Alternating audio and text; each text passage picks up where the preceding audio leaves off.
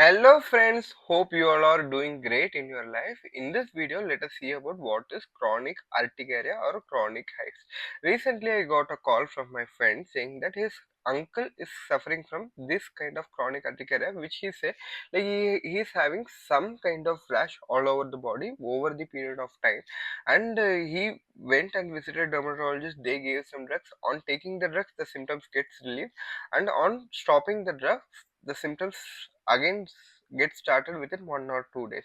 And why do they stop the drugs? Because there is some kind of side effects, like which is like gastric ulcer, which occurs because of the drugs, is what he said. And finally they were not able to solve the issue, and it's been years since he is on treatment, on and off treatment, and they have finally referred him to immunologist. And he was asking me, it was a tier 2 or tier 3 city which we are living in, so in such a city getting such a person is really difficult. But this disease is not that severe that you are go keep on getting tested with it. This is very common. 1% of the people in their entire life, every one of them goes through this kind of problem in their lifetime, which means like 1 in 100 people goes through this in their at least once in their lifetime. Okay, so let us come to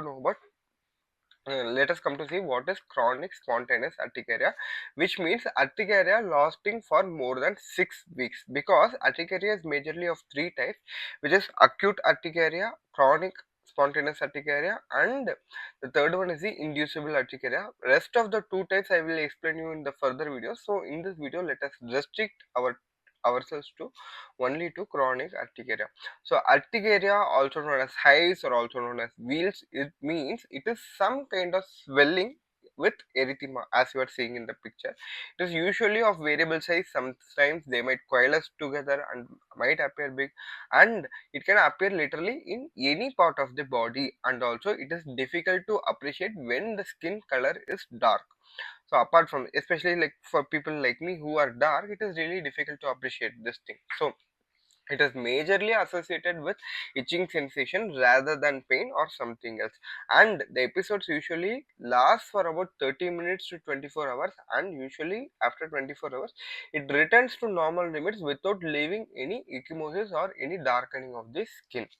Sometimes in 60% of the population it might be associated with some kind of systemic symptoms like headache, fatigue, malaise, pain or swelling of the joints, wheezing, flushing, or which is called as spitting in simple terms, or gastrointestinal symptoms like vomiting, loose stools, or muscle or bone pain, or palpitations. So it is very essential to treat this, because this is really a stressful condition because of the unpredictable nature of the exacerbations. Because like right now I'm thinking like I'm solved of the problem, and all of a sudden if I'm getting itching all over the body, especially when the children are in school, especially when we are in work, especially during our sleep, the sleep gets disturbed, the quality of life gets affected. So it causes so much amount of distress, anxiousness to the persons who is suffering from that. Apart from that, it leads to fatigue, and because of the chronic itchy nature they will socially isolate from themselves from others. So this causes social isolation, and also it causes so much amount of emotional disturbances.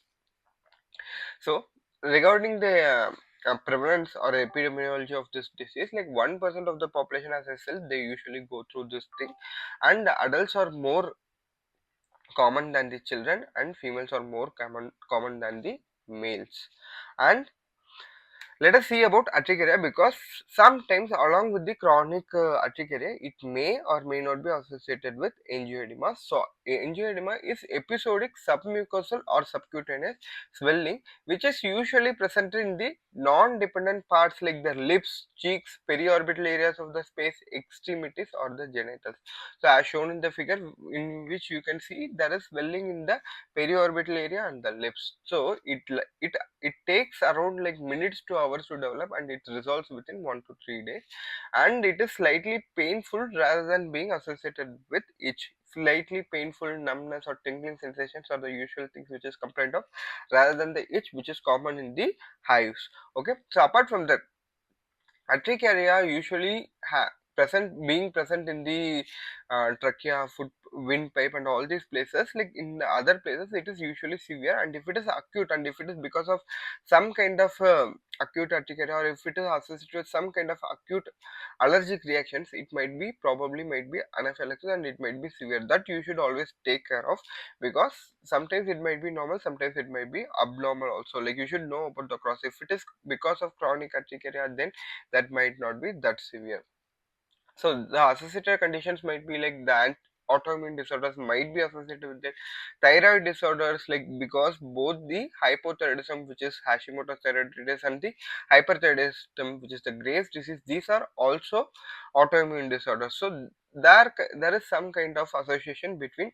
Association means like there are associated disorders present along with the chronic urticaria, but they are not themselves as the reasons. Okay, so during the evaluation and the diagnosis, you should clearly give the history to the doctor about if there is any newly administered drugs during this period of time, any recent history of travel or infections, or any change in the health status like diabetes, hypertension, or whatever the disease you had, and any other atopic conditions, and sexual history, and other systemic history, other systemic diseases, any disturbances if it is there, you should give the history properly to the doctor. And the most important thing which you should know is 80 to 90% of the chronic urticaria does not have any cause, which means it is idiopathic. So as commonly believed, it is neither the food allergy, it is not some kind of allergy, or it is not some kind of disease which you are having. 80 to 90% is actually idiopathic, which means it doesn't have any reasons, it is there. Even if you try to control all these things, for example, because I have seen in certain videos comments like where people have completely stopped everything, like non-veg, milk products, like gluten free, like completely plant-based diet. They have come, their diet has come to so much amount of limited options, but still they are not able to relieve of the chronic urticaria, because they are not literally the cause. You are stopping it. They are some of the food items may be an aggravating factor for you, but they are not the cause. That is the thing which you should be really clear of. So, and apart from that, you should tell if there is any signs and symptoms associated with it, like fever, weight loss, arthralgia, arthritis, or heat or cold sensitivity, or abdominal pain or bowel pain. This might be helpful in ruling out the other differential diagnosis, and also this might help them in getting some other investigations done, or to help them find out some other disease if any is there. So, so as I have already told, I am reiterating, 80 to 90% does not have any cause. There are factors which are known to aggravate the hives, so you can avoid them, but they are not the cause. That you should be clear of. Certain drugs like NSAIDs, non-steroidal anti-inflammatory drugs, opioid medications, these are used for, both of them are used for majorly for pain relief. So these drugs might aggravate it. Like the environmental conditions like heat, cold, and sunlight exposure might cause. So especially friction or pressure from a clothing, especially if it is tight, especially in the cuff area, especially in the collar area, where there is so much of friction in the axillary area, when you wear watches, when you wear belts, all these places might cause aggravated. And apart from that, alcohol. The most important thing is, like, if you are stressed, literally everything, all the diseases gets aggravated. So chronic hives also get aggravated, and sleep deprivation, altered sleep patterns, that might also cause Hmm, that might also aggravate your chronic hives. And if there is any concomitant infections like viral or bacterial, it might affect you, especially around the menstrual time, during and around the menstrual period. There might be aggravation also. Apart from that, whenever you are irregular in your treatment, in your antihistaminics, that might cause aggravation. That is already known, right? Because like when you are on drug, you are controlled, and when you leave it, like it gets aggravated, right? So as far as the lab test, there is not much of a lab test that is required, because like they are unlikely to relieve any abnormalities, because if you are clearly diagnosed with chronic hives, it might not have so many abnormalities, but still we do the basic investigations like CBC and ESR-CRP to rule out any probable associations. Okay, so especially if the ESR-CRP usually they remain normal, if they are elevated, it might show increased severity of the disease, or it might show there is a possibility of a systemic disease which is associated with it. TSH, it is not routinely recommended, but it is sometimes it is done, because as I have told, they are associated with autoimmune diseases. So other investigational tests like auto antibodies to IgE receptor, autologous serum, skin testing, skin biopsy, these are usually not routinely recommended. Skin biopsy, especially, it is done to rule out urticarial vasculitis when we are suspecting, when the wheals urticaria is lasting for more than 24 hours, and when it is more of painful rather than being itchy, and when the ESR/CRP is elevated and associated systemic symptoms are present, and which is not usually responsive to the usual antihistaminic treatment, then you need further investigations which are warranted. So the diagnosis is usually made with the classical urticaria associated with or without angioedema lasting for more than 6 weeks. So whenever you are going to the doctor, we may not have the urticarial lesions at that point of time. So if it is lasting for a long duration for 6 weeks, ideally keep on clicking your pictures whenever you have those urticarial rashes, so that you can, whenever you are going to a doctor, you can show them the photo, and that will help them in making the diagnosis. So what is the cause? So as I have told, 80 to 90% is idiopathic. Then what is the cause, why this is happening? So we don't have exact mechanism, like we cannot pinpoint this is the exact pathogenesis of this. We have multiple theories like autoimmune theories, autoantibodies, some factors in the serum or the plasma might be contributing to it, or any cellular defects in the cells because of which the histamine is released, uh, or any infectious agents or foods and food additives might be a cause. So all these things are just theories, and none of them are widely accepted, because like everything is just a theory. The simple cause is there are IgE antibodies, they go and bind to something called as mast cells, and the mast cells release histamine, which causes the urticarial rashes. So this is usually normal. This is normal process also, because whenever you get a bee sting also you get this thing, right? This histamine release happens in our body. Like whenever you get a mosquito sting, it happens. This is a normal process. But when this process is happening without any cause for a long period of time, then it is called as chronic urticaria. So regarding the prognosis, the average duration of the disease is about 2 to 5 years, and 30 to 50% of the people get resolved in the 1 year, within 1 year itself, okay, in the first year. But 20 to 30% of these people still might have the disease beyond 5 years duration also. So persistence and patience is very essential in treating this disease. The duration of this disease is usually shorter in the children, and more severe the symptoms are, the longer the duration of the disease. So treatment, antihistaminics, as I have told, since the histamines are getting released which is causing you the urticaria, so you can give antihistaminics and you can block that. So tablet levocetirizine 5 milligram once daily is the initial line of treatment.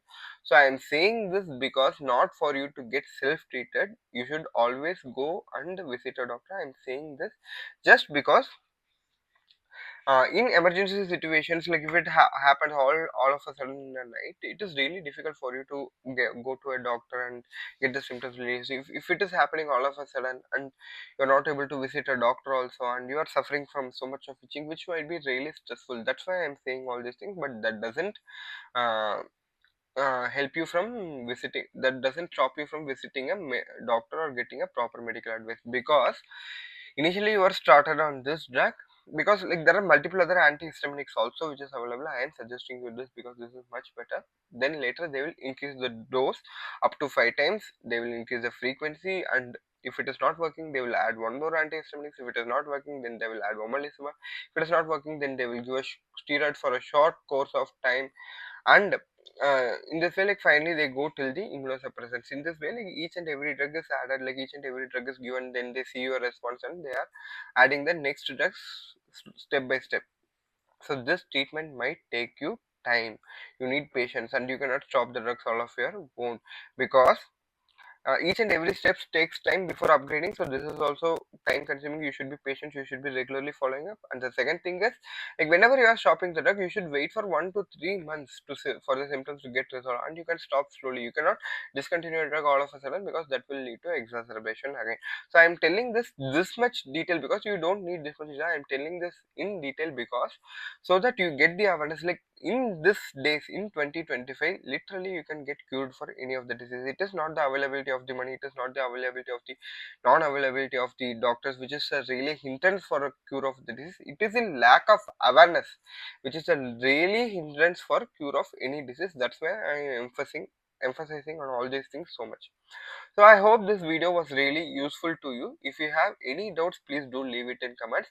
And apart from that, if you have experienced such conditions and whatever your experiences, if any, if you leave it in comments, that will be helpful for other. So whatever the next videos that we would like to hear from me, please do leave it in comments. I would like to make videos on them, and I will see you in one another useful video like this. Until then, it's Dr. Aravind signing off. Om Shakti.